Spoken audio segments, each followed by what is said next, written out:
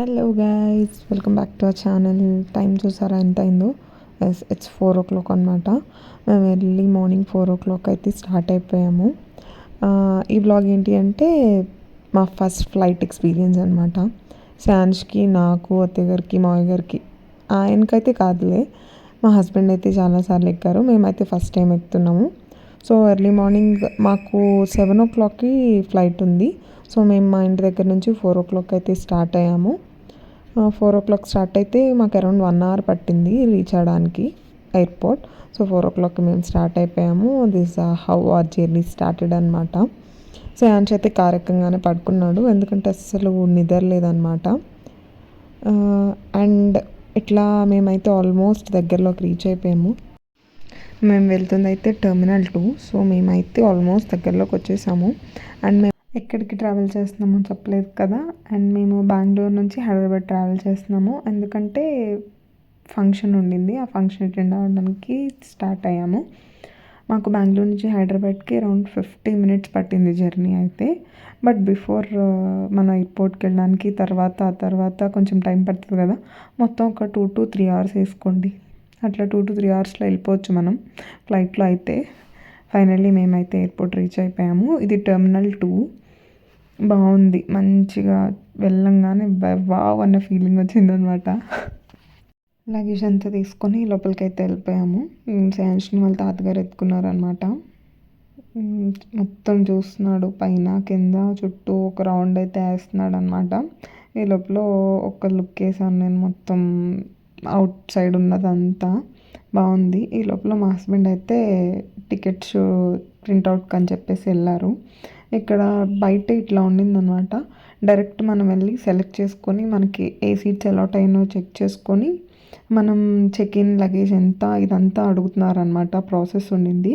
ఆ ప్రాసెస్ అంతా ఫినిష్ చేసుకుంటే మనకి త్రూ ట్యాక్స్ ఇట్లాగే వచ్చేసినాయి టికెట్స్. అండ్ చెక్ ఇన్ బ్యాగ్స్కి కూడా ఇవి వచ్చేసినాయి. ఇవి మనం బ్యాగ్స్కి వేసేసుకొని అండ్ ఫైనల్లీ ఇది టికెట్. యాక్చువల్లీ ఇట్లా కాకుండా వేరే టికెట్ కూడా ఉంది.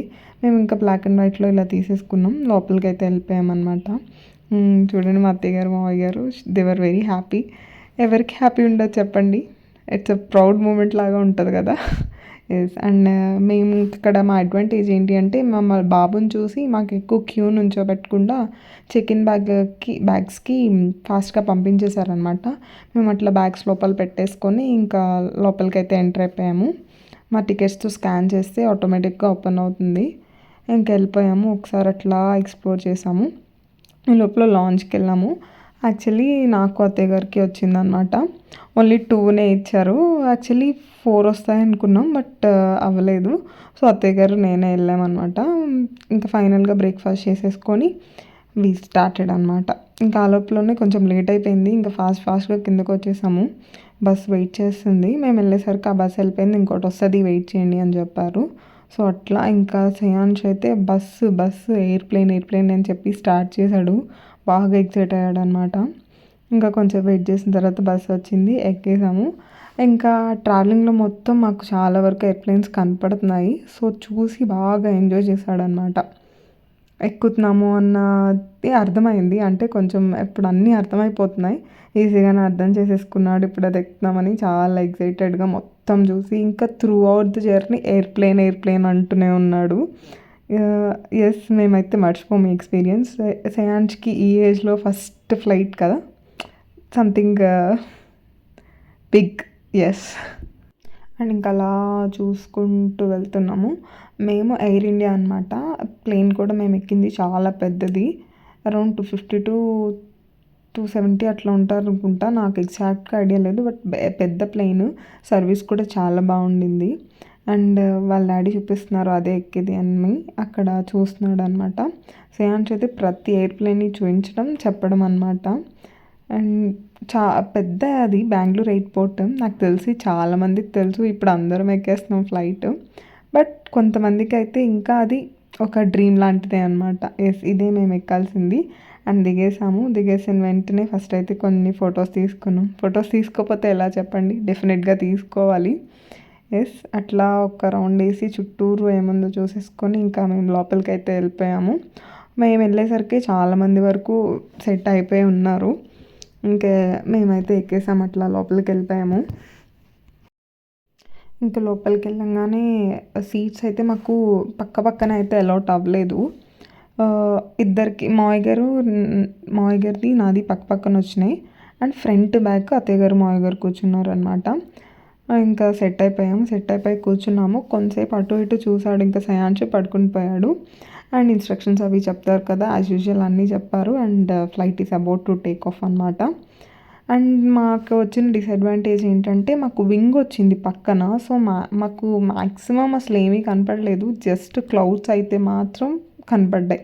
ఇంకా అంతకుమించి పెద్ద పెద్ద వ్యూ పాయింట్స్ లాగా అయితే మాకు అసలు ఏమీ కనపడలేదు. జస్ట్ అదొక్కటే ఫస్ట్ టైం కాబట్టి మంచి ఎక్స్పీరియన్సే. నాకు కొంచెం ఇయర్ బ్లాక్ అయింది ఒక 10 సెకండ్స్ అట్లాగా. తర్వాత ఇంకా నార్మల్గా సెట్ అయిపోయింది. అట్లా అయితే మా జర్నీ స్టార్ట్ అయిపోయింది అనమాట.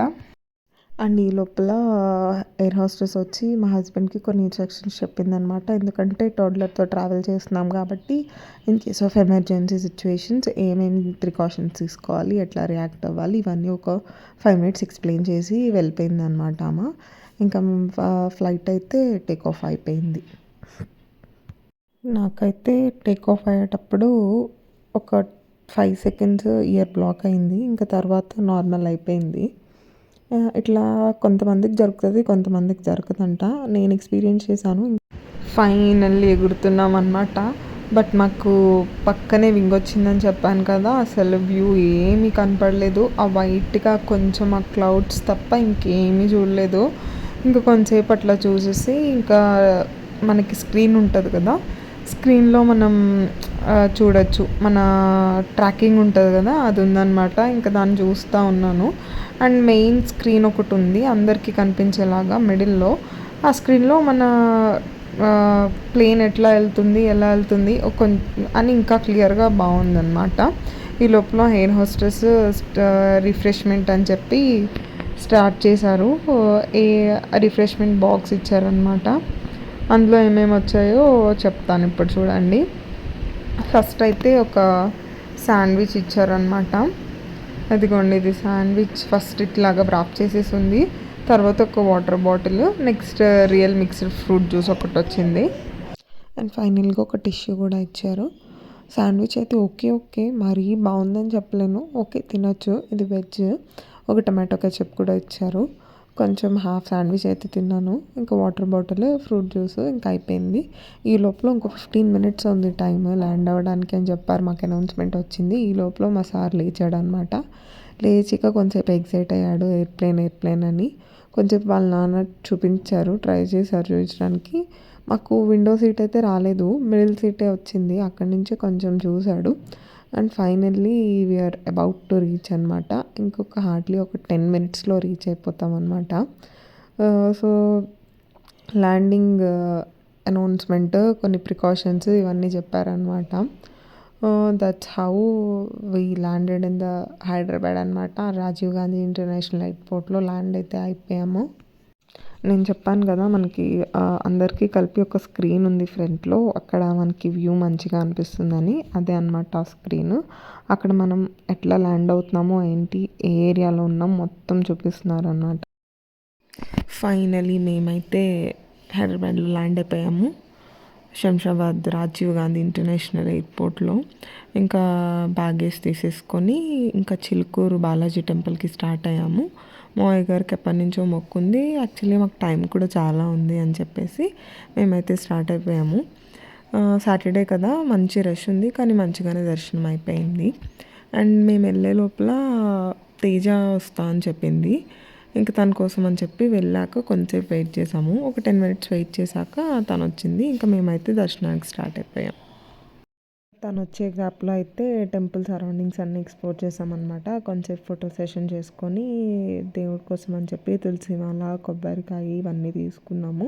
చాలా స్టాల్స్ అయితే ఉన్నాయి, ఫ్రూట్ స్టాల్స్, మనకి దేవుడికి సంబంధించినవి.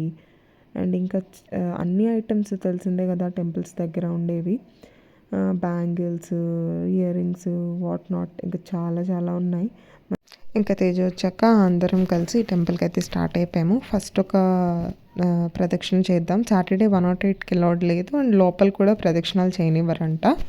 సో ఓన్లీ నార్మల్గా ఒక ప్రదక్షిణం చేసుకున్నాము. ఒక పెద్ద రౌండ్ ఉండింది.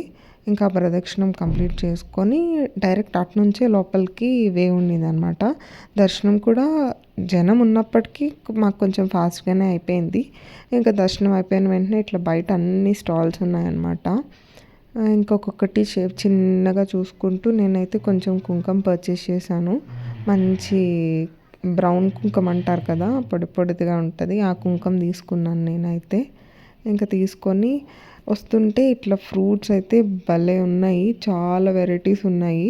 ఇందులో అన్ని పేర్లు నాకు తెలీదు. కొన్ని అయితే మల్బెరీ, మ్యాంగో, నేరేడు పళ్ళు ఉన్నాయి, స్టార్ ఫ్రూట్ ఉంది, ఇంకా అవేవో కాయలు ఇట్లా ఏమంటారో అన్ని రకాల కాయలు ఉన్నాయి. ఇంకా మా శ్రేయాంష్కి అయితే వాళ్ళ పెద్దనాన్న డ్రైవింగ్ సీట్లో కూర్చోబెట్టుకున్నారు. ఇంకా రెక్కలు వచ్చినాయి అనమాట. అటు తిప్పాడు ఇటు తిప్పాడు, అసలు చాలా ఎక్సైటెడ్గా ఉన్నాడు అనమాట. కార్ డ్రైవింగ్ అంటే మాత్రం ముందు ఉంటాడు. ఇంకా మళ్ళీ మేమందరం చూస్తున్నామా లేదా అని చెప్పి మా వంక చూస్తూ ఉంటాడు అనమాట. మేము చూసి వావ్ వావ్ అన్న ఫీలింగ్ ఇవ్వాలి, ఇంకా హ్యాపీ అయిపోతాడు అనమాట.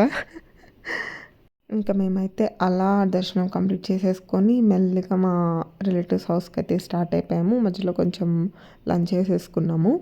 This is how our first journey experience అనమాట, ఫ్లైట్ జర్నీ ఎక్స్పీరియన్స్. అంతా బాగుండింది, ఆల్ గుడ్, అంతా మంచిగా అయింది. దర్శనం కూడా బాగా అయింది. Thank you so much for watching. If you guys like our video, please like, share, comment, subscribe and follow for more. Bye bye. See you next video.